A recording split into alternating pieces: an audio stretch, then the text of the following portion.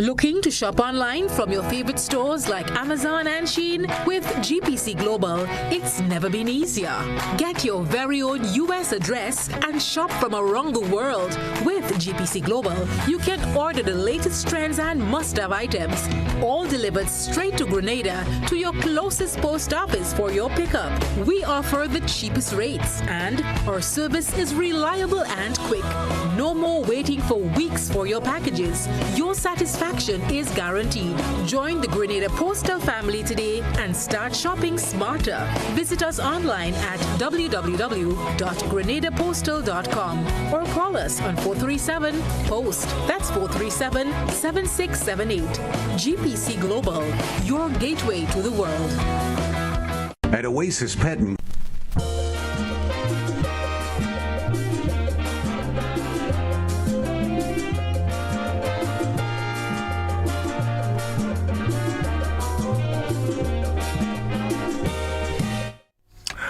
Good evening once again, and welcome to another Kaiso Talk. It is Wednesday, of course, and that's what we do on Wednesday evening. We talk Kaiso, and there's always quite a lot to talk about.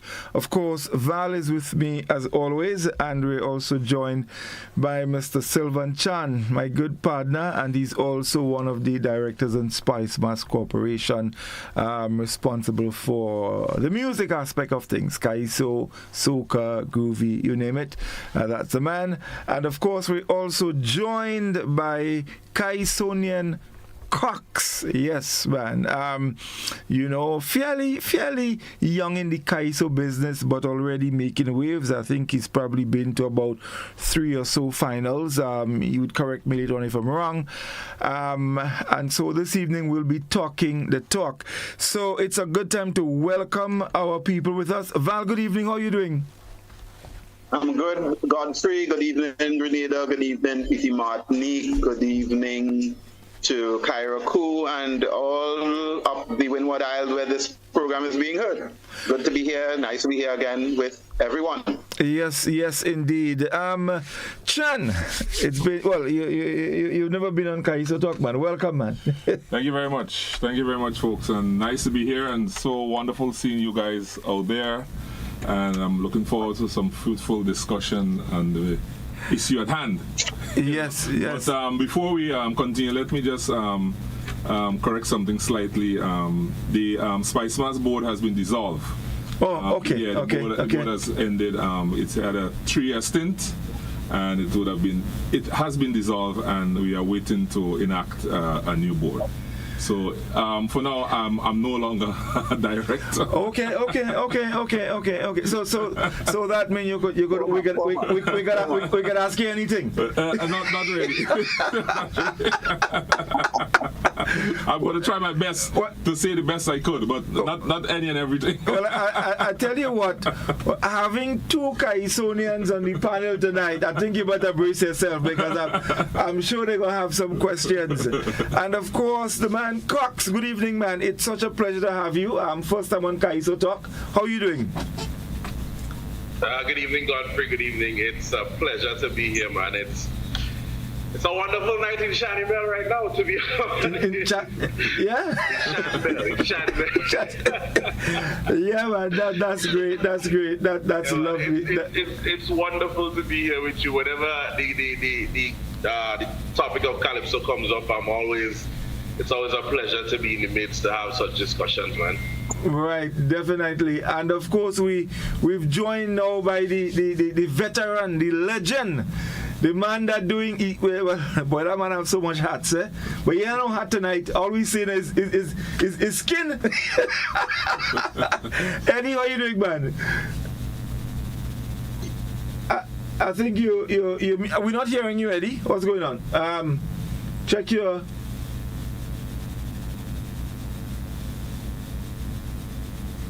Muted.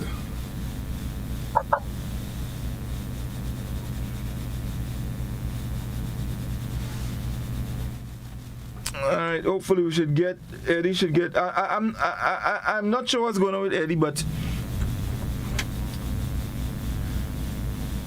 from our end, it's good.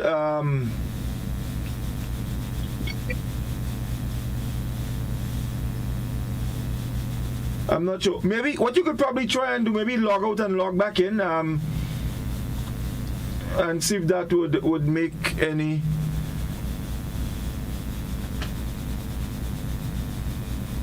difference. So, folks, I tell you what. In the meantime, look, it's a great night to talk Kaiso. We have everybody here tonight. To chat the chat. And so one of the big things, though, before we get into some of the hard stuff, Val, we're getting ready for 19 years of Legends in Concert. Chan too, I can tell you the same thing, we're getting ready. And of course Cox, who is also part of the cast for the first time. Maybe let me ask Cox the question first. Cox, you are among 9 artists that will be singing at Legends in Concert come November 9th. Are you ready? Always ready. Once it comes to Calypso, I'm always ready. I'll tell you that though. There seems to be some mishaps taking place on the night, but I'm always ready. Once it comes to Calypso, I'm always ready. And Godfrey, I'm going to tell you this. It is such an honor to be among the legends. I mean, you're listening to about the title of the show. It's Legends in Concert, and you have man like Cox on that show. I mean, I don't for one moment think that I have reached legend status as yet, but I am grateful, I am honored just to be alongside the actual legends, man, performing on that night. Well, I'll tell you something. Legendary status has to start somewhere. And if we don't start getting our young artists involved, then how are they going to get to legendary status? So it is very, very important to have our young Kaisonians involved, and so to definitely entertain people and to put the work out there, because I think that's one of the most critical things, putting the work out there so people can actually enjoy it and feel what is out there. But Godfrey, may I interject? Yeah. You mentioned young Calypsonian in reference to Cox. What specifically young in terms of age or in terms of the time of him being around Calypso? Which one? Because I know Cox been around a long time. For a moment, I thought Chan was in studios with you. What I expected that to come back like that. No, the bottom line is, I mean, I don't understand what Chan trying. And on a program like that, Chan, for making a statement like that, a man could just ups and extempo on you. So all lies part of the thing. So no, but seriously, Cox has been not only a Calypsonian, but he also was doing background vocals as well.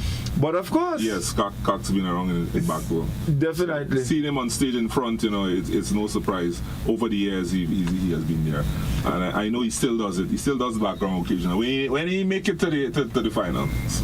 Yeah. And of course, I think 40 years and counting, Eddie. Yeah. You hear me now? Yeah, man. Very good. Very good. All right, good. Nice. For a moment, Nice. For a moment, Eddie, I thought you became an endangered species, but but we're back on track. 40 years, 40 years in the business, and you still, you've actually moved on, not just singing calypso now, but producing and everything else, and that speaks volume. Yeah, that's. I mean, I always dreamt of the day when I would be able to sit in my own room and make music.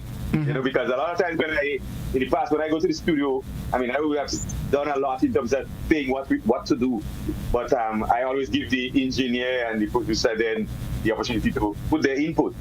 But now I'm on the other side. So, but I like working with guys too, because some guys come, especially fellas like Usman Kelly, when they come, they say what they want and we combine, and that's why we get good music. Right, lovely. So, Val, we want to chat a bit about the whole management of Kaiso, because of course I do believe with all the problems and so that Kaiso is experiencing, we have to consider if we need to fix it or if we need to move to a next level, we have to consider all the factors. And I do believe one of the factors is the whole management aspect of Calypso. And when I say management of Calypso, I don't mean managing a Calypsonian. I'm talking about the administrative and organizational structure of people who are tasked with the responsibility of ensuring that what has to happen as it relates to the development of the art form actually happens. The question is it happening in a manner that can actually take the art form to the next level? Value your thoughts, and then we'll move around the table. I think when you look at how Calypso is administrated by Calypsonians, you see some problems beginning to show up. And I can speak about Trinidad specifically. And so that since the coming on board of organizations that represent Calypsonians and which have taken the mantle in terms of leading the art form, you probably are not getting the best levels of administration. And I think that Calypsonians themselves are now questioning that. You know, where are we going? Are we being truthful to the legacy of Calypso? An art form that started off by speaking truth to power, and now it seems that it cannot speak truth about its own business, right? So that there is a lot at present that needs to be cleaned up, that needs to be articulated, and that it becomes a whole lot more transparent, so that there are definite issues and people are beginning to speak about it.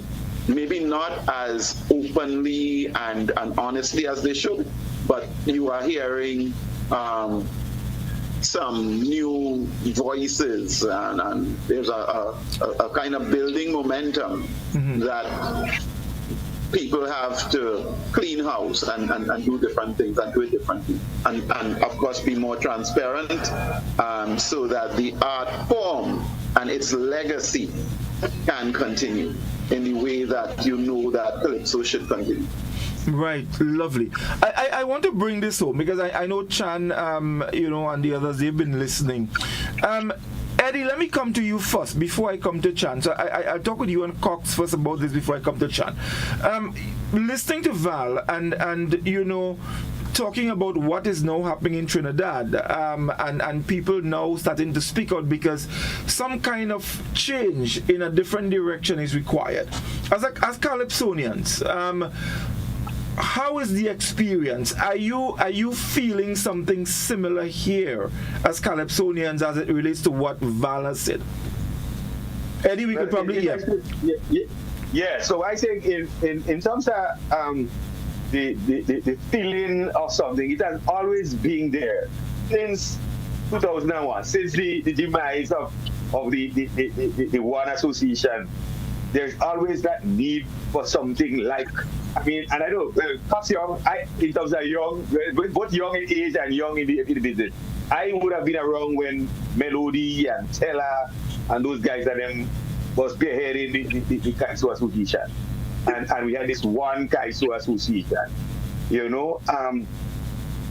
so I know what it is like, what we would have achieved as one association in terms of now going forward where we're struggling to get anything, and Val, remember we talked this thing in the past about the need for one association. You would hear that, you would still hear that, but somewhere within there is that bitterness among some of the Kaisonians that is really, really keeping back.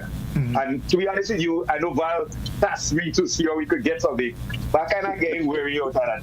After 40 years, and you're being there, we fought for certain things. God, I remember in 2007 or 2008, we fought then we had the two coalitions, the two associations, but we fought for a thing where prices would have been paid based on position. And I tell man, I honestly remember that night at the Mazga, I pick up a check, I come fifth, and I pick up a check for $15,000. And when I watch it, I laugh.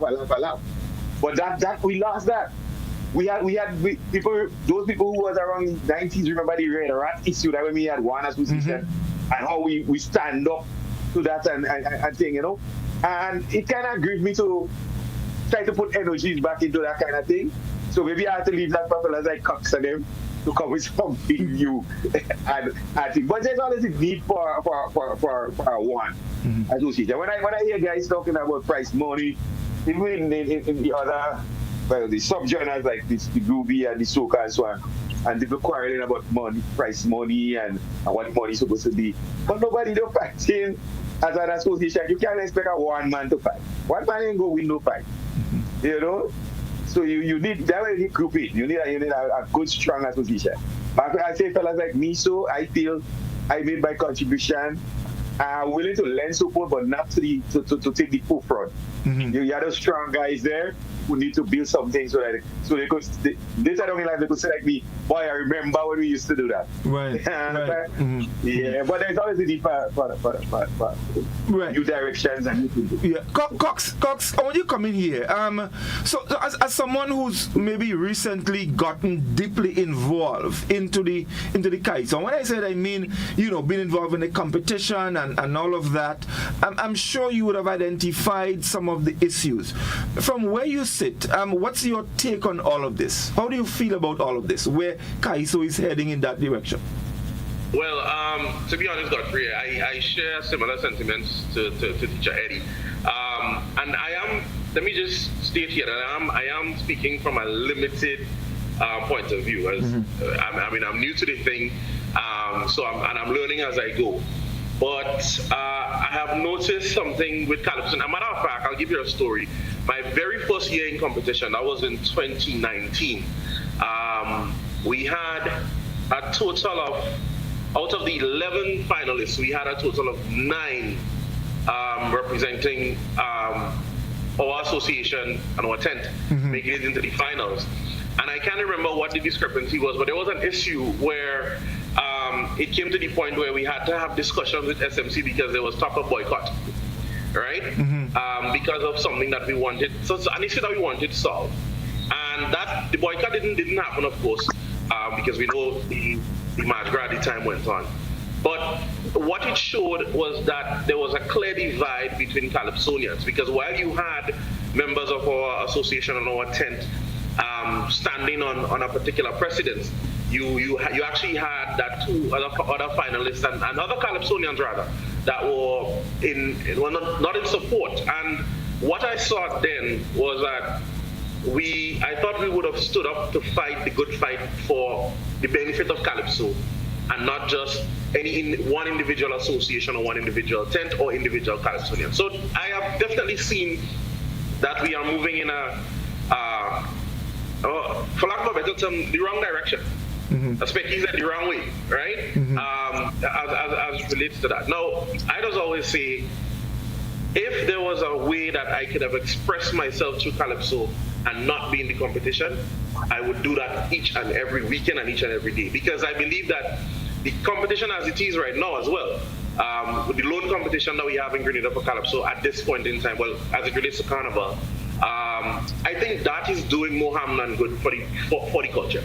Right. Because you are seeing that you have Calypsonians and artists taking the competition so serious that they forget the camaraderie.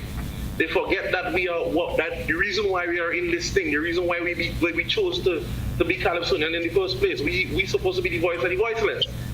And now we no longer do that. But instead we do it for our own gratification and glorification. And for me, that is not what I grew up with. When I grew up with Calypso, that is not what I grew up with Calypso with. And that is not what the understanding I had when I came inside there. Yes, I will say that on the financial side of it, it does work out, and the money comes in handy. But if I had the opportunity to perform and write and express myself in Calypso and not be in the competition, I would, because I think the competition is also hurting the art form. The competition as it is hurting the art form. And we could debate about that whole night, because we can talk about how the inaccuracies of the judging is hurting Calypsonians and deterring younger artists from coming in, and the older ones themselves are airing the same views. But I guess that can be a topic for another night. Yeah, but as I said, I share a similar view with Eddie, where I have seen it in my limited time. But unlike Eddie, I would not want to remain in the back. I would want to step forward and fight. Right, because right. It's an art form that I love, and I want to see it develop, and I want to see it better. And that's the reason I came into it. And even right now, that's the reason I'm trying to get the younger ones, even younger than me, to come into Calypso and love it the way I love it. Right. Chan, I want you to come in here. Now, you've served on Spice Mass as the representative for Calypso, Soca, and so. So you're at the center of all of that, and you've been around. So I'm sure you remember the period when Eddie spoke about when there was that break in the association, even before that. And after all of that, as the problems mounted, there have been efforts to try to fix this by getting away from the two associations and coming back together and, getting the things going. From where you sat as a director responsible for Calypso and Soca, in terms of the organization, Spice Mass as the body, what sort of efforts were made to support or help the Calypsonians to get rid of that pulling here and pulling there and come together as an association and move the art form forward? Right. Now, first of all, let me state this.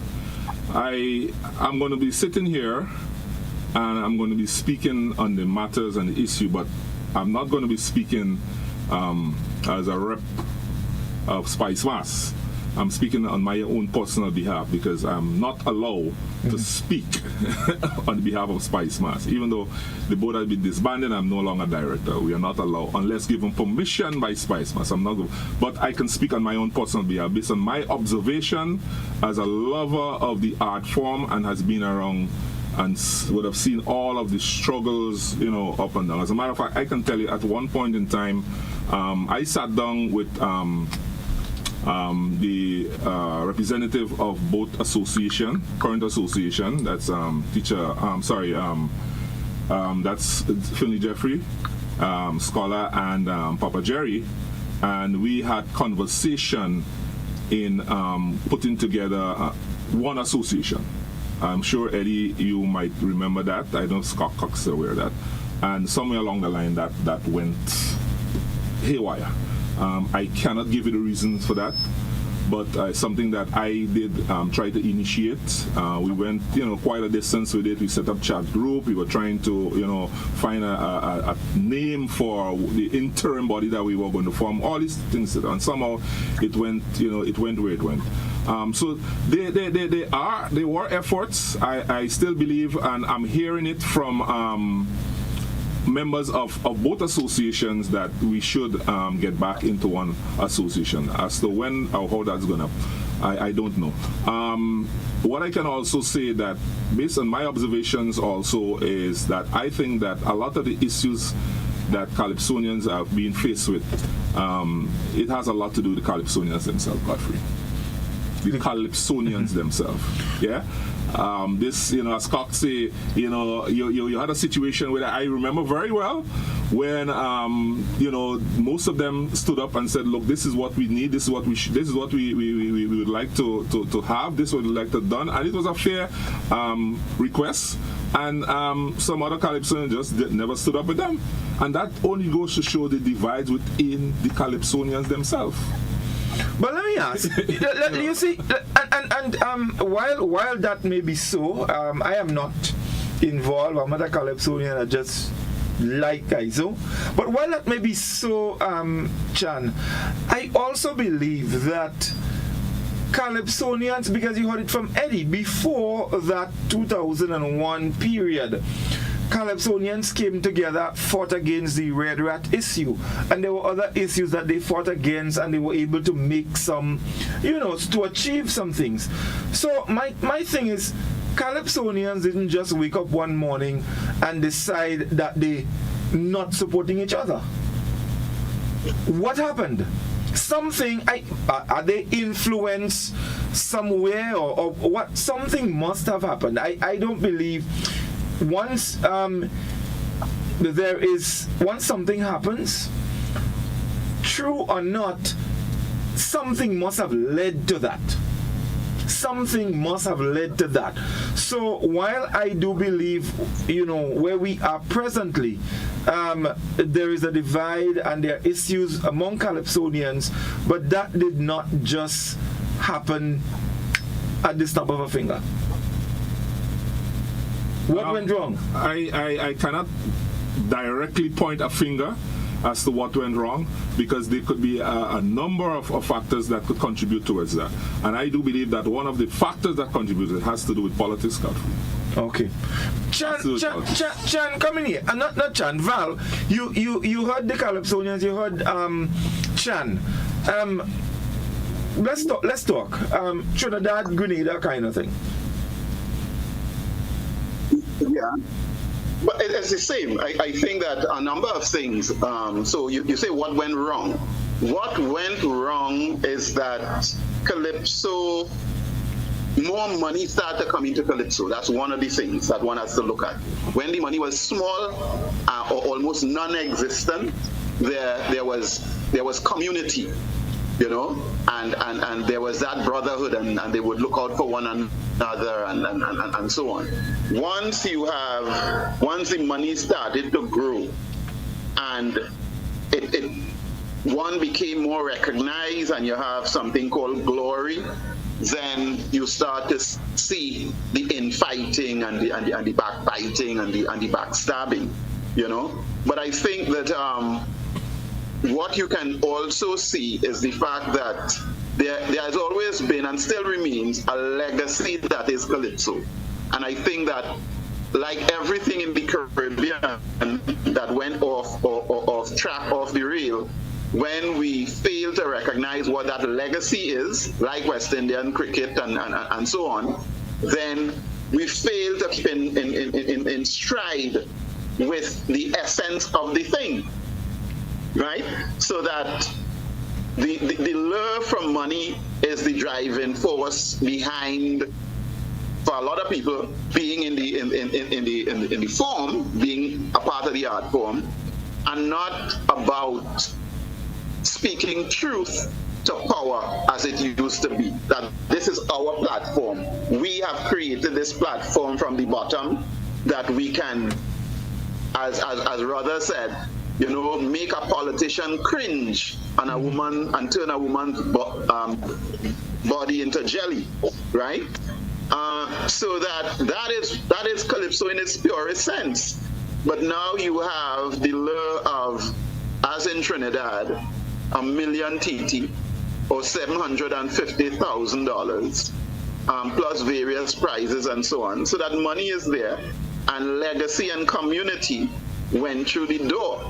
But the question remains, how do we save this institution, which is Calypso, which is throughout the Caribbean? And it is so important for a Caribbean identity. And if we lose Calypso in a real way, because it becomes so personalized and so on, and materialistic and material driven, then we would affect the fabric of our Caribbeanness, our West Indianness. So that we need to take a very hard stare into the mirror and correct some of the problems that are there. And they can be fixed if we are willing to be honest, So I'll pause there. Right. Cox, I want to come back to you, because earlier you mentioned the competition, and it is doing more harm than good. But if you go back, I mean, into from the start, and maybe as far back as following Trinidad's competition in the 30s and so on coming up, there was always competition. Not that there wasn't always problems, because I recall there was one year when Sparrow pulled out and had his own show because the Carnival Queen got more money than him. And so there have always been problems. So, but nevertheless, the competition was always there, and it brought some kind of gratification and glory. How then, therefore? Because I maybe we may never be able to get rid of the competition and find a way to create an avenue for Calypsonians where everybody can benefit, maybe financially, and be satisfied. So that as it may, with the competition remaining, how can we fix it, or maybe tailor it? And Chanyu Atila, how can we tailor it so that it doesn't seem as problematic as it is, and that everyone can benefit in some way and be at least happy? Cox, you first, and then we go to Eddie. That's an excellent question, and let me just quantify in terms of the competition. Now, as you rightfully said, we may not be able to get rid of the competition, and nor do we want to, really, right? But I would go back to say the competition as it is right now. Now, I've listened to Eddie and them speak. I've listened to Squala. I've listened to Chan and them speak, and what we are experiencing now is in no way close to what the Calypso competition used to be. And as I said, it is, well, for me, and that's my opinion, it is more of a deterrent now than anything else. And there are many different aspects of it that proves that. Now, you're talking about Calypso back in the day. That's when Calypso did not have to compete with Groovy and with the Soca Monarch, well, as we have it right now. So a lot more emphasis was placed into it, so that the product that we have as the Calypso competition or the Calypso finals was a lot more major than it is right now. Mm-hmm. I can recall Cambule night when everybody sticking in front of the radio waiting to hear what is happening, and normally the March Gras is what you follow. The March Gras, the King, is what you follow down to Juve morning. You understand? You don't have that now. No, and I'll give you another experience. This year in competition, I had an issue where, and I don't want to call name to get anybody in trouble, but I had an issue with my presentation where the presentation was cut short, and any performer knows that once you have that little hiccup before you get on stage, it shows you off. And I remember going up to the booth afterwards to talk to the guys who were responsible for the video presentation to ask them what was the issue, because and they were trying to figure out what happened. And there was one individual that had a say, that sat there, looked up at me, and then put down his head back into his laptop like nothing was happening. And in my mind, I'm wondering, okay, but look what's happening here. You have a Calypsonian, you are here representing this entire body. You have a Calypsonian here complaining, and you don't even find out what the issue is. Mm-hmm. Now, because of that lackadaisicalness that they have introduced to the competition now, right? When you look at, in comparison to Groovy and Soca, the amount of emphasis that is put into it is not put into the same emphasis is not put into Calypso.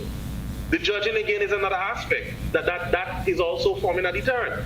I am looking at the judging panel, and there are, I mean, this is not me coming down on anybody, and I don't want to speak ill of the judges, but there are some people that I'm like, but wait, how exactly are you a judge? How are you now judging Calypso? You understand? And because of these aspects, it really shows you off as a Calypsonian, and it deters you. You know what? I don't really want to be in this thing again because these people and them, I cannot deal with that with these people and them. So to come to the question as to what exactly can we do? Now, there is something that Val mentioned in terms of losing our identity and losing our cultural identity as it relates to Calypso. And I always believe that for us to get back Calypso to its former glory, or what it actually should be, we need to go back to the schools. We need to go back to the children and teach them and inform them. And I know Eddie and Eddie and them in particular have been doing a wonderful job with that. But letting children know what the history of Calypso is and the purpose of Calypso. The Calypso has a purpose, the purpose of Calypso. And I think once we have that level of understanding, then we are going to see a new crop one of Calypsonians. And with that, we are going to have new ideas and new ways in which we can grow this art form. We've been saying Calypso has been dying for a long years. I like to tell you, Calypso has been in intensive care for a very long time because it has been dying for a very long time up to now dead yet. But I believe that there is hope for it. I can't say that the Calypsonians that exist right now may want to put in the work or that is necessary for it, because to be honest with you, artists, Calypsonian soca artists, groovy men are like, everybody have this eat a food mentality right now, but now the competition is we have to eat a food, so that's where I'm going to be, right? But we have to look past that, and we have to look at the legacy of Calypso, the legacy that we're going to leave. As I said, Eddie has done a wonderful job in regards to that, and we need more people like Teacher Eddie, we need more people like Scholar, Rootsman Kelly, Mr. X, and them to come together to really build from the ground. We have to rebuild from the ground up, basically. And I think in that way we are going to see Calypso flourish once again. Eddie? Yeah, well, I'm listening and I'm applauding Cox because I've been pushing this Kaiso in school for years. And maybe they hear me, but they don't listen to me. But thank God now that we have somebody. I think this group of people now, they listen, and they have somebody there who I think we're gonna move in that direction in terms of seeing. Because we need a new crop of Kaiso here. I mean, when I say I want to take lead role, people might wonder, but 40 years in this thing is a long time, eh? I mean, I'll sing until I'm dead anyway. But maybe and maybe I am one of the few Calypso anyway that wouldn't bother about competition. Yes, I need competition. Yes, people say they don't treat you fair, and I don't bother. From the time I leave semi-finals and my name in call for finals, I say I want under the bridge. I don't want to hear about that again because I can't change it from there. But now when we have people who just make nice and get done, and when judges pick some of them, the judges good. The same set of judges come and they don't get picked, the judges no good. The same set of judges, eh? So it's all about me, myself, and I. And I don't tell some people, watch me, if you don't want to get that kind of result, don't win everything. Because you know it's not going to happen. But I mean, you know. Yeah, but in all honesty, I mean, guys, I mean, sometimes, even from me, sitting on the outside looking in, some of the decisions really warrants some Calypsonians getting on, because some of them are blatant. I mean, that is a reality. I as I said, I'm not a Calypsonian, but I think I have a fair knowledge of that. And some of it is blatant. And so there might be good reason sometimes for Calypsonians to feel the way they feel. You know, and Cox made the point, he asked the question, looking at something when you see some of the people who are actually adjudicating, I mean, you ask yourself, well, how come? And I remember Scholar making a point to me once, and he said, look, he made comparison, he compared the judges to a teacher in a school and students like Calypsonians. And when a child is in school, the child looks to the teacher for guidance, because the teacher is supposed to be better than the child and knows more than the child. So that way the child looks to the teacher for guidance to get them from where they are to where they want to be. In the same way, I think this is what is happening, or that is what should happen with Calypsonians and judges. Because if I'm going to be placed in a position to adjudicate on something, I should be an authority on it.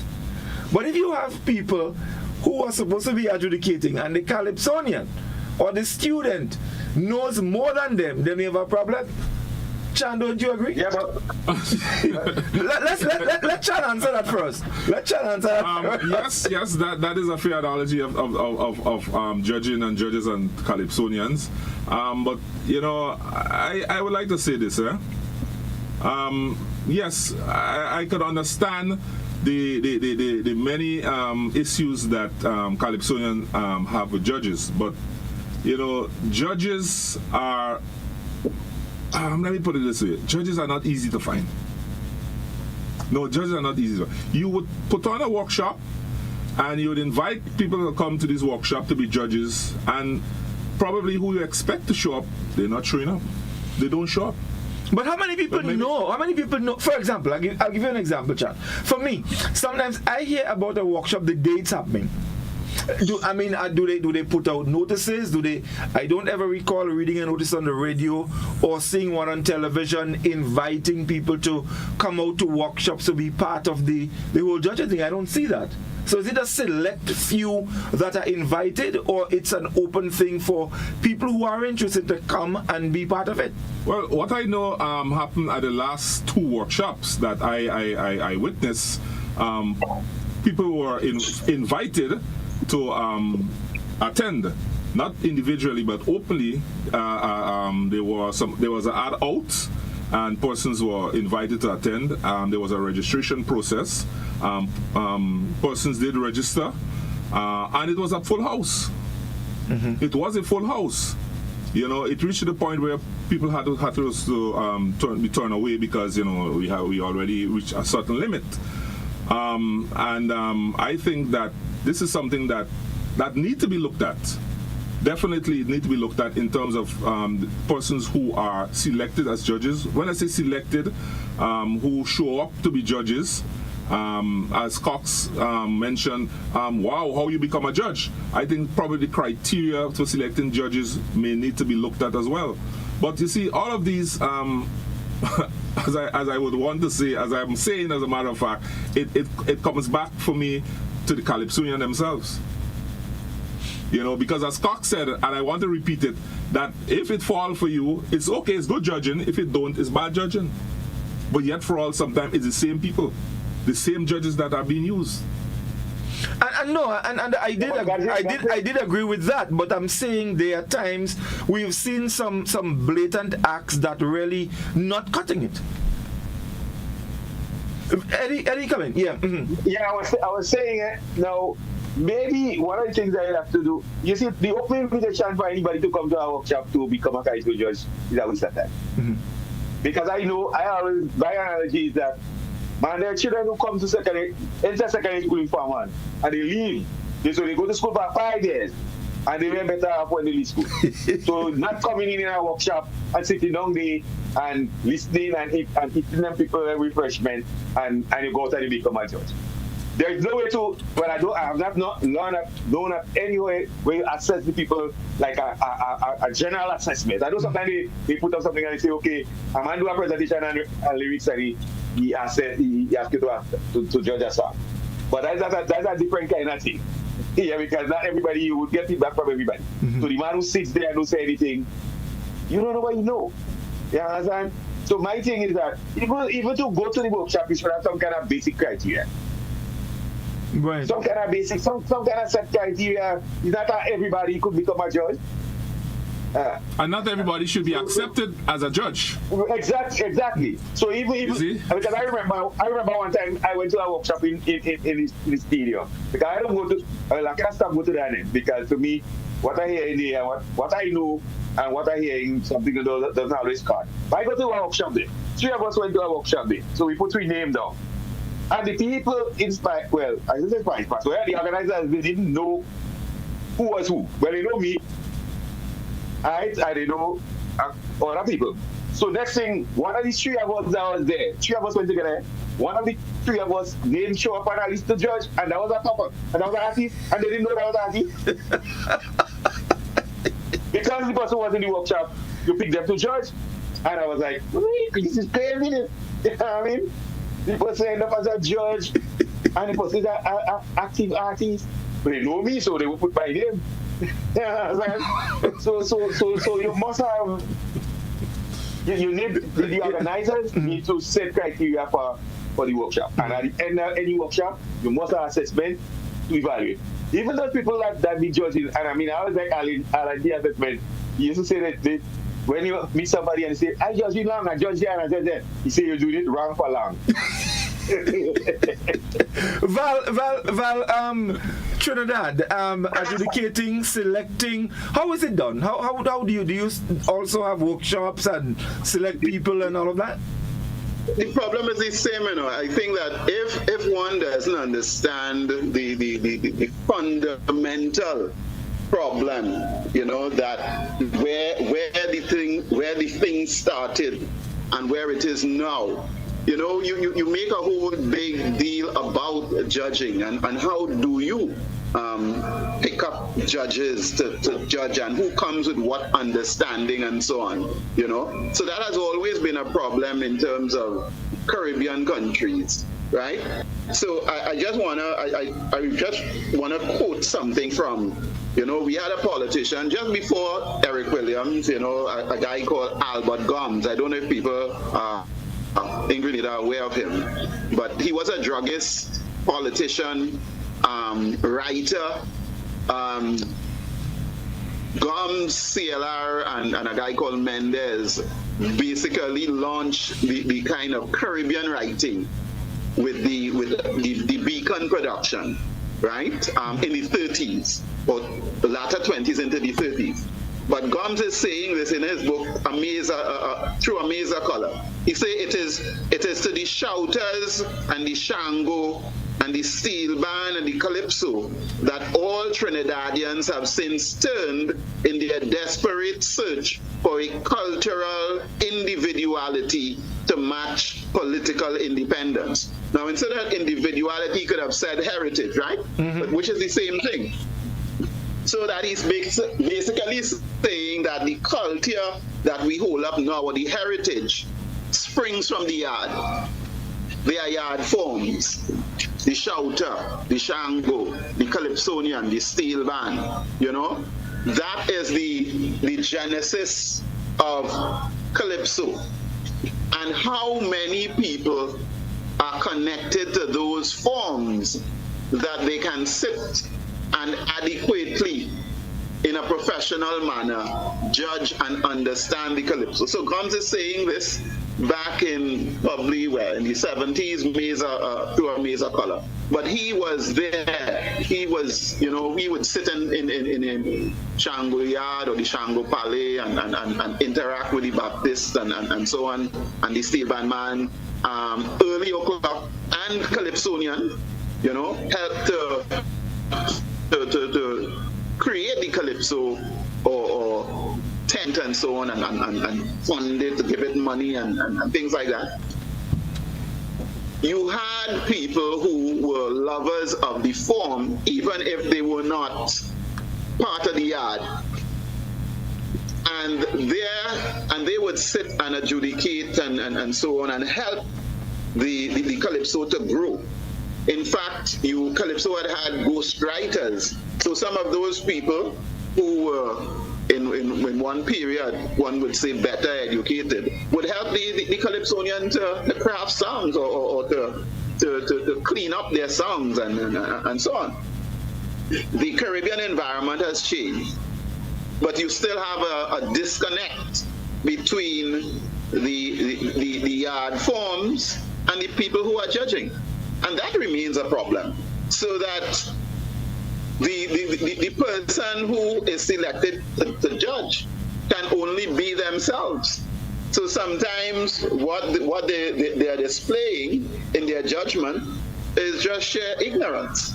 But you would want to have a better cohort of judges.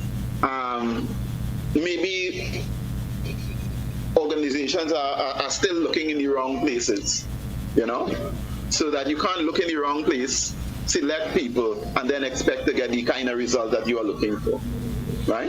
Right. So, again, let me pause so that others just have this. Yeah. But Godfrey, let me just ask about this quickly. Mm-hmm. But how could someone who is disconnect from the art form, why do you think someone should present themselves to be a judge who is basically disconnect from the art form? Because they have good credentials in other areas that sound good when you hear the panel. When you hear the panel announce, their credentials in other areas are sparkling. and Calypsonians and other people assume because let's say you have a master's in this or a PhD in that or whatever, or you're good in another field, that you're competent enough to judge, because these are just yard forms, right? These spring from the yard, and why? If I am a distance away from that and fully qualified in other areas, then I could judge these yard forms. Yeah. That's it. So I want to go back, and make a connection here, and so we've highlighted a number of things. The one thing that I want to connect with here is the whole issue of the competition and how the Calypsonian can actually benefit. Because the Calypsonian is working. That's a job. When you have to sit and put, use your talent and put a song together or put songs together to perform it, it's a job. And in all fairness, the Calypsonian should benefit financially and otherwise for his work. Now, Carnival is basically the only time the Calypsonian has an opportunity to put his work out there, all right? Which means that the Calypsonian has only one payday. Now, to me, that cannot be fair to the Calypsonian. So, as it relates now to the organization that is responsible to ensure that the art form and other aspects of our culture move and people benefit for their talent, why isn't it happening? Or why can't these organizations ensure that there are other activities and events for our artists, Calypsonians, whoever, can ply their trade and benefit rather than depending solely on a competition that comes once a year where you have hundreds of artists putting their work out there and hoping that the judges, and in some instances those who are incompetent, will probably give them a blight and they get a payday. Why isn't the organization ensuring that, for example, events like Legends and Concert, and then you had other things like Masters of Calypso and other events happening throughout the year? Because Calypso, to me, is not a carnival thing. The Calypsonian is a messenger. As Cox said, it is a voice for the voiceless. And the voiceless are always with us because they always need a voice. So why isn't the organization ensuring that things are in place so that artists have the opportunity year-round to ply their trade? Chan, you first. Yes. First of all, I think, Godfrey, we need to identify who or which or where that organization is. And we're talking about, so we could start with the ministry. We could start with the Ministry of Culture because that's the top, and we're coming down. So we have the Ministry of Culture, we have the Cultural Foundation, we have Spice Mass, we have the Calypso Associations, and things like that. So we started from the top, come down. Right, so you mentioned quite a few, and I know there are quite a few, including yourself, that have been doing an excellent job at it. But, I think also, Godfrey, that even the Calypsonian themselves, I think they for themselves could, contribute towards that. If I could have recalled... but they contribute in Chan, because they are the ones that would be tasked with the responsibility to come and perform.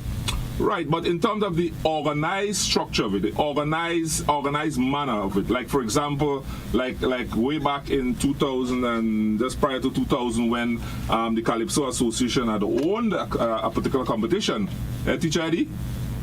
Yeah, right. Had owned that, and they were doing pretty well at it. You look at also the Groovy, the Calypsonian had owned the Groovy as well. Well, what happened to it? You see? So yes, a lot could be done. I know, speaking of one organization that contributed towards the Calypso art form by providing subvention, etc., and putting on a means of the Calypsonian earnings earning a dollar out of it. And that is only one organization, but there are many. As you said, there's the Ministry of Culture, there's Cultural Foundation, that I do believe that has that mandate and that responsibility to assist with the art form as well. But as you said, there are things happening, and there are many more that could be done.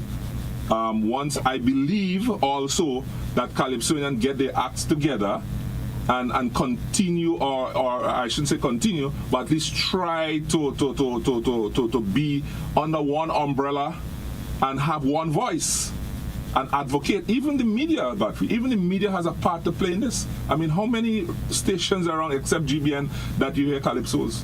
That also is a contributing factor as well. Cox, you want to come in here? You're muted. Yeah. Sorry. Yes, thank you. Listen, I want to support Chad. I want to support Chad. And I support him in a lot of what he says. But Chad is simply dancing around the issue. And the issue is, they don't want to. Godfrey, it's a matter of, they simply don't want to. Now, somebody one day woke up, I don't know how long ago it was, and decided to push the narrative, this rhetoric that, as I said, Calypso is dying. And for some reason, everybody preaches that every single day. And because of that, some organizations and people decide, okay, well, we just can't do nothing with Kaiso because Calypso is dying. Now, Godfrey, you are one of those that are holding the race with legends, right? 19 years, as you said. Masters of Calypso, the last time they had one, a Mother's Day in Spice Basket, I performed there. That was the time they had Plastic Bag. Red Plastic Bag was here. Mm-hmm. And Spice Basket at the time was full to the brim with Calypso lovers, right? I am pretty sure you can say the same thing about Legends in Concert. So if it's dying, then how are we getting people to come to these shows? Why are people coming to these shows? The truth and the fact is, they want to use the fact that it's dying as an excuse to just not do it. And I think it's because we have lost, or the people that are there, or the powers that be, has lost the understanding of what the significance of Calypso is to Grenada and the Caribbean as a whole. You understand? And Chan wants to be diplomatic in his answers, and I understand that.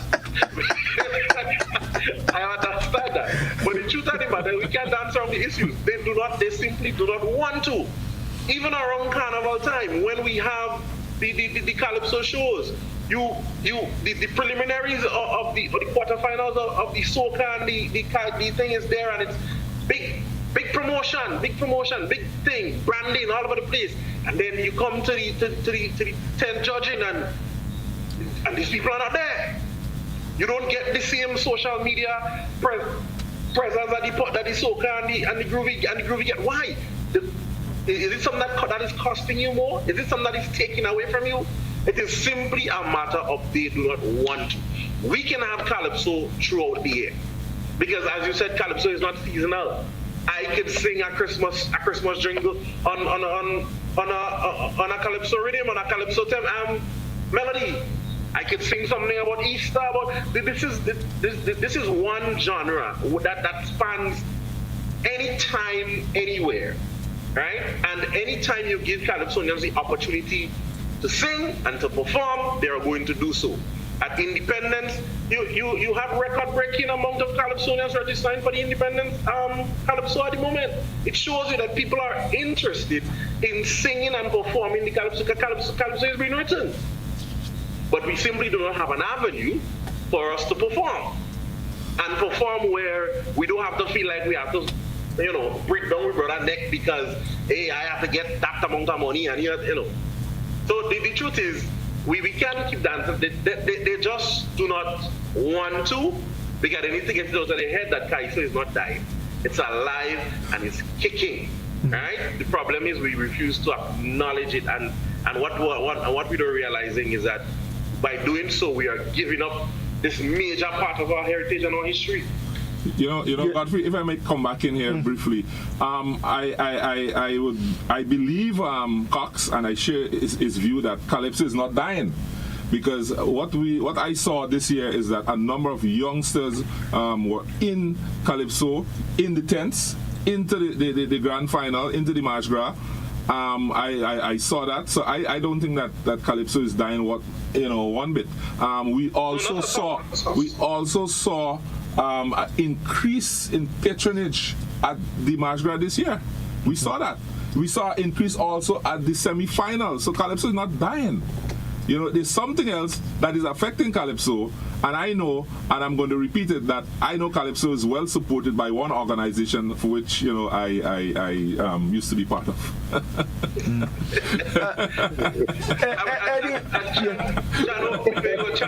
Just to piggyback on what Chan said, it wasn't just about the youthful faces that we saw as Calypsonians, Godfrey. When you look at the audience as well, when you look at the people who came out to listen and support Calypso, a lot of youngsters. The look was different. And then, additionally, listen, we had to get rid of that. I mean, I understand that's how the people making them up, but let me get rid of this pay-per-view thing, man, because Mommy they home, she wants to listen to the March Country Radio. Give the lady a chance to listen to the March Country Radio. You understand? This is what we used to have. Hey, Cox, pay-per-view bringing a lot of money. 40, 50 US. I understand, but you gotta get 40, 50 US. Pay-per-view help pay Calypsonians $75,000 prize money, Pay-per-view help pay. Chan, hold on. I want before I bring in Val and Eddie, Chan, I want to ask you something.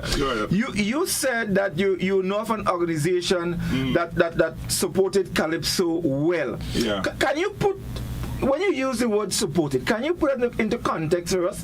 What that really means? What that really means? It means that break it down for us. For example, I can speak to one organization that provide Calypsonia with a subvention. That right? A yearly subvention to assist them with the Calypso tents. Once a year, right? Once a year, because once a year Calypso tents. Right.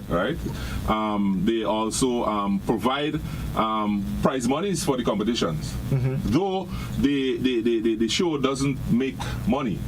But if you want to put that briefly in context, that is how I look at it thus far. And they provide a whole lot of monies for Calypsonians in that aspect of the competition. Yeah, from the semi-final right onto the final, and as I said, also provide them with subventions as well. Eddie, you want to jump in here? I understand what Chang is saying. I know where you're going with that. That's true. In terms of the organization too, like for example, tents. I could stand here and say that Kaiso Bad is one of the few, well, not one of the few, the only tent in Grenada that pays a subvention or type into the artist at the end of the season. Quite true.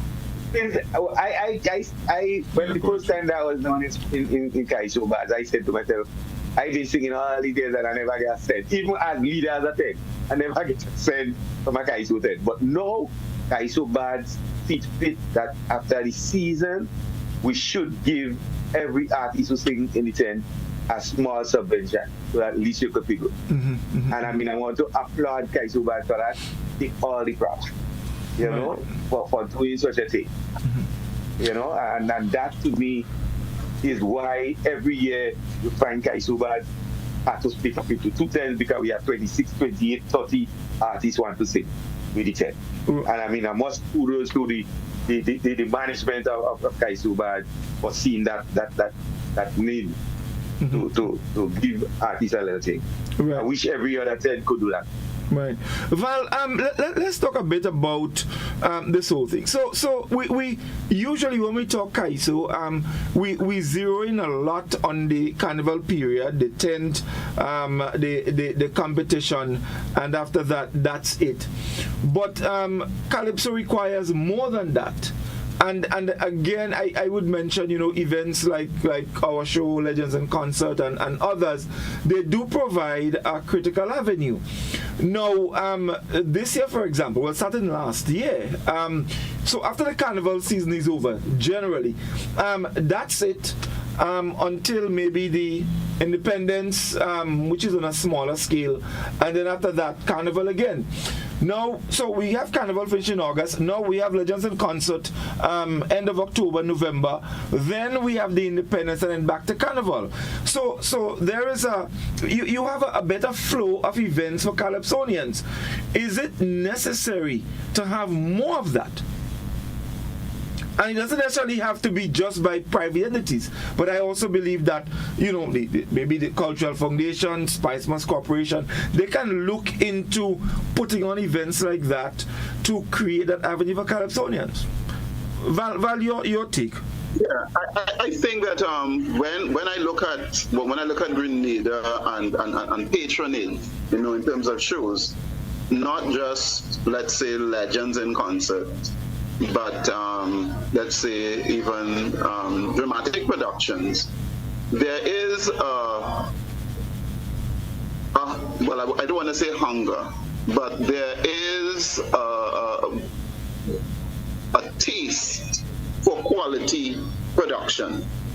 So that if you have a good theater production, people will come. If you have a good calypso show, people will turn out in their numbers. If you try to have too many just to have them, then you would be failing both the form, whether it is theater or music calypso, and then that would scare a lot of people off. So that people are coming out and they would participate once they are assured that it's a quality show. While we may articulate the need for more shows, I think we have to be careful in terms of the quality of shows that one wants to put on, right? And I want to deal with the calypso as dying. I am one who articulates that calypso will never die, regardless of what people say. Definitely it cannot, because throughout the Caribbean, we walk, we talk, we sing, we can just compose very easily. We are Calypsonians by almost by nature, And there are people who say that, Trinidadians, that we have a sing-song kind of lingo, right? So that we sing. But throughout the Caribbean, we can burst into song very easily. Things happen and we burst into song. And that is all part of calypso. So that whether or not Teacher Eddie works with young ones and some of them would participate and in years they would become established Calypsonians, whether that happens or not, there will always be some young person, whether in Sotes or Chantimel or somewhere down St. Mark's or St. David, a young person just like that who would burst out and become a good Calypsonian, as happened with cricket and so on, or even great athletic prowess would just manifest itself, because we are such people. What we have to learn to do at the administrative level is to create the ecosystem, the ecostructures that would help that talent to grow effectively. So that is the problem we have with Calypso. The Calypso administration by Calypsonians themselves has not been 100%. Mm-hmm. And they need to look at that, and they need to sharpen their toolkit and their skills bag, so that they can better the administration of the thing. Because it is moving from just cultural criticism, where we look and we comment about the politics and the social ills and so on, and it is moving towards commodity and making this commodity that is Calypso better, so that it could be packaged well and exported. And I'm not talking watered down. I'm just saying that there are ways to to sharpen the commodity that is calypso without watering it down. And that has to do with the strengthening of the institutions that support calypso. So again, I'll pause. Right. And how? Yeah. Yes, Adi. Mm-hmm. I want to come in a little bit with what Val was saying there. And I remember in the 90s, that was the same feeling that we had, even when we had one association, that Calypsonians taking that managerial and leadership role was a burden on them. You have to manage an association and you have to take part in a competition and all of that. And that's when we had guys like Glenn Noel and Rudolph Ogilvy and O'Brien McQueen and those people like that. We brought them into the fold to be part and parcel of the association, the Brian Griffiths and so on. Yeah. And they more or less end up in the leadership while the Calypsonians was able to be part, but yes, fly your trade while these people manage. And maybe going forward, even in view of a new body or something like that, that's the same way we had to go. We had to bring people on board to help manage. It's not necessarily that you as a Calypsonian have to manage. Yeah? Mm-hmm. And I see it happening in even in the tents now, where you have tents that are being they kind of recruit or people outside of that to run the tent. Mm-hmm. So in the same case with the associations and the body that leading the charge, you don't have to be just Calypsonian. Right, but how do you ensure? Because I mean, there's danger there if we're not careful. How do you go about identifying the right kind of people? So, Calypsonians would now focus on what they're supposed to be doing, which is making good music, producing the best quality so that people can enjoy, and then we're going to outsource the business aspect of things, the management, administration. How do we ensure that we identify the right people? Because I'll tell you, if we're not careful, we can bring in people who can come in, and then of course the whole money thing can come into play, and then problems again. You know, I mean, I've heard you've heard stories, about these things in the past. I know I've heard stories from Trinidad, Val, as it relates to that.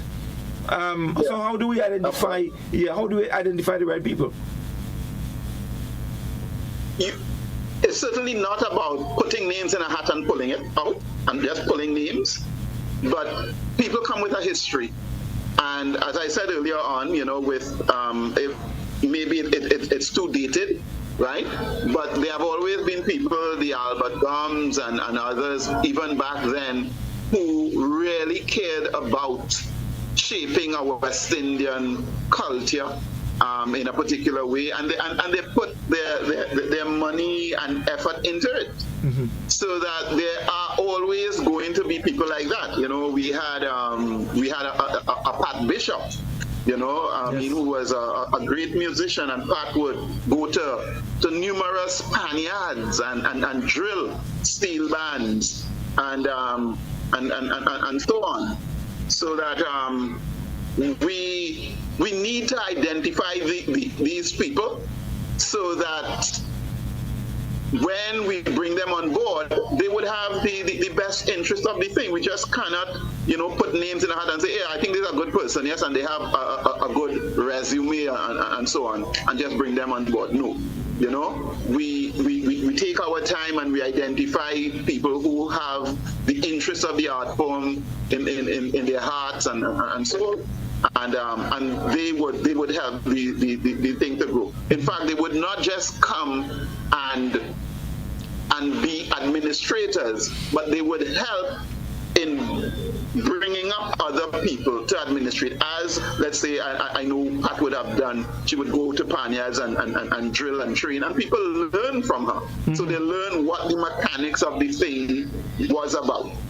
Right? Mm-hmm. So that those are the things. We have to identify the people, and they are there. Let's not think that they are not out there. They are there. They are there. We simply have to go out and meet them and bring them in and so on and learn from that. Right. Okay. Great. Guys, look, we getting close to wrap up time, so we could sort of just quickly summarize the discussion. I mean, it was quite a wonderful discussion. And I think if we continue discussions like these, the message at some point will fall on the right ears, and I think action can be taken to get this thing going in the right direction. And I know a number of things that came out tonight. We probably need to take a serious look at the competition and probably do some tailoring here and there. We need to look at providing other avenues for Calypsonians. I think we also need to work with our Calypsonians to get them to understand the importance of working properly, and working together so that things can happen. So it's not just overnight thing. There's a lot of work to be done, and it has to get done for us to move in the right direction. So I'll give you guys a minute or two just to wrap up, and of course, Cox, Eddie, you guys, well, everybody here is all part of the Legends family.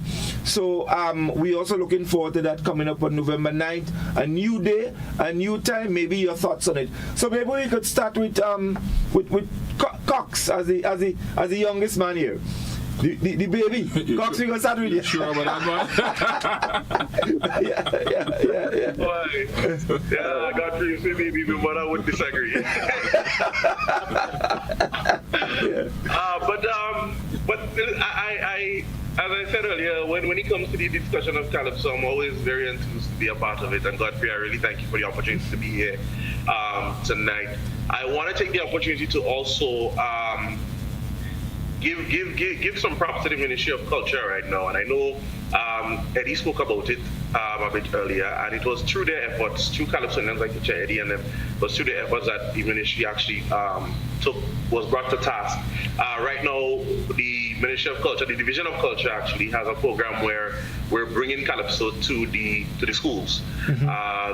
And I am the officer in charge of that. I'm a couple nights ago, if I'm not last night, Eddie would have sent across the Calypso curriculum for me to double check and go over. And that in itself speaks a lot as to what the administration is doing right now for Calypso, and we're hoping that this is a program that we can see grow, and we'll definitely see the re-emergence of Calypso and what Calypso actually should be in society. So I must give the Division of Culture props for that. But again, Godfrey, much appreciation. I'm hoping that at least the discussion that we had here did not fall on deaf ears. Chan, you never know. Me and Eddie might decide, well, you would be the Kaiso rep again. Let's see. So, we might have to talk to Scholar about it, see how we, all Calypsonians can come together. Jerry as well, Papa Jerry as well. Right, there you go, right? That was here, he heard the discussion, and maybe he can bring it back to the board if by chance he is elected to be a board member again. And of course, on November 9th, I mean, all roads lead to the Trade Center, right? Definitely. Yeah. A very packed cast, Legends in concert. We will be there. I will be there. For my short time, I think I have 2 hits. Only 2.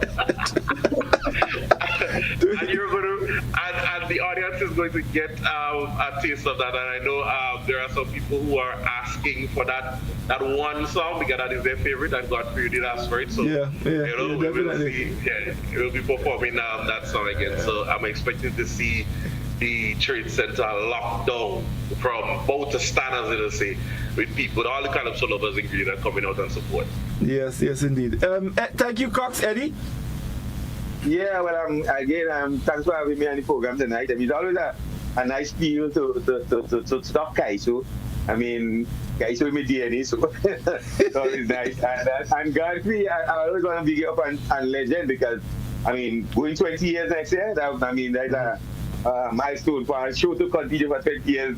You know, it's actually something that is keeping it. Mm-hmm. So, I mean, I remember my previous appearance on Legend in, I think it was 2013. And I remember I dropped a new song because it's Yes. Yarrow Carnival. Yeah. And that was the first time I crowd the room. And I was and it was from there I knew I was going to be the final.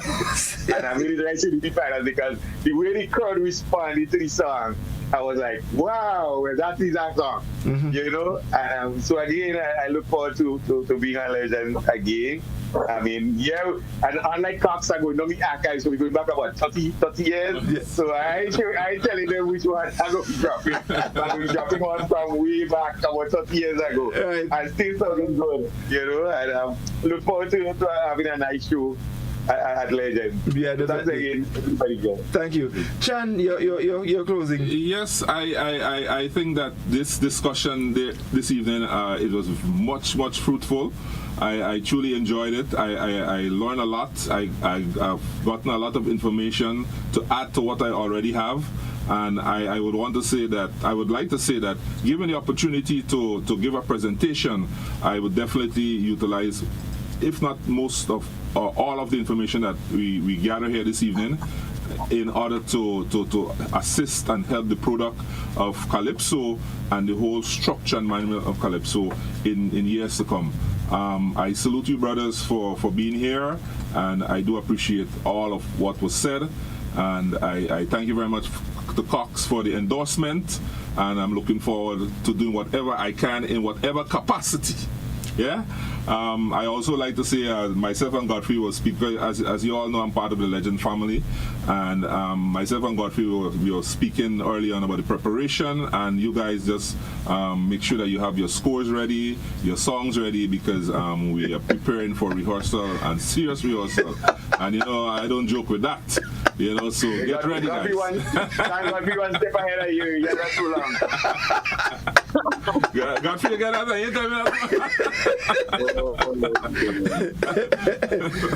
Cox, tell him man apply to take you walk on as director. I rest my case.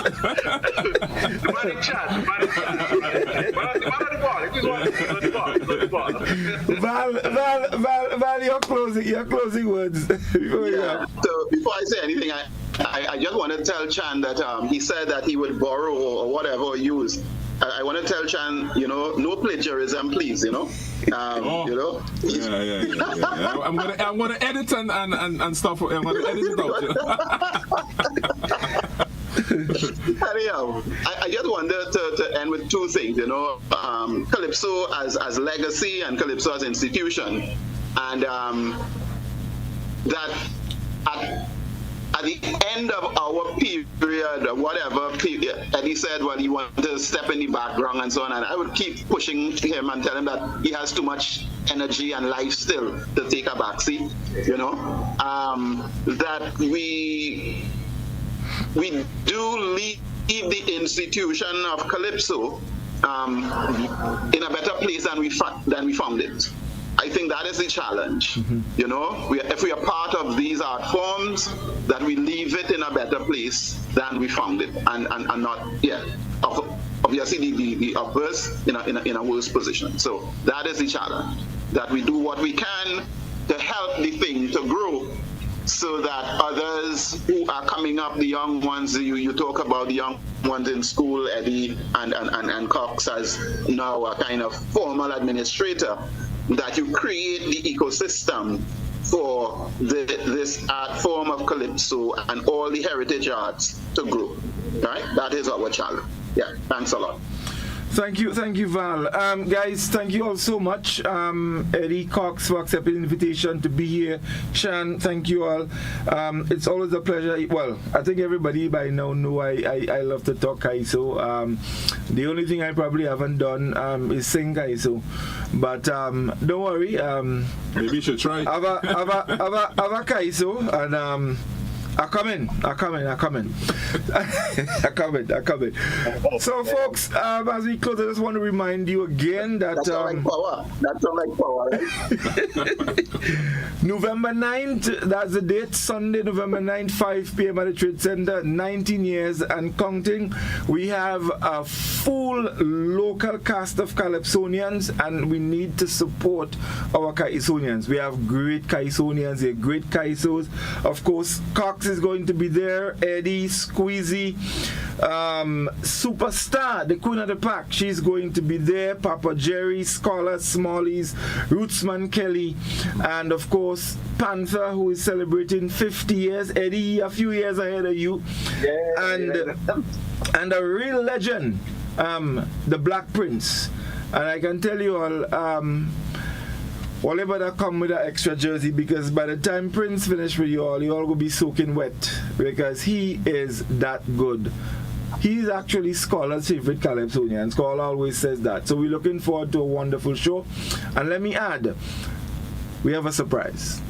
I've been telling you that we have a surprise, but I'm not at liberty to say anything. It's a surprise. So be there, and we're going to have a wonderful time.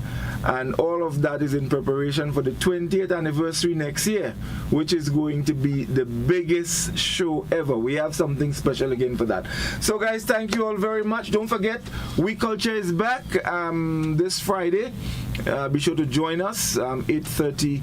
We're talking the talk. So until then, thanks again, guys. Thank you everyone for tuning in.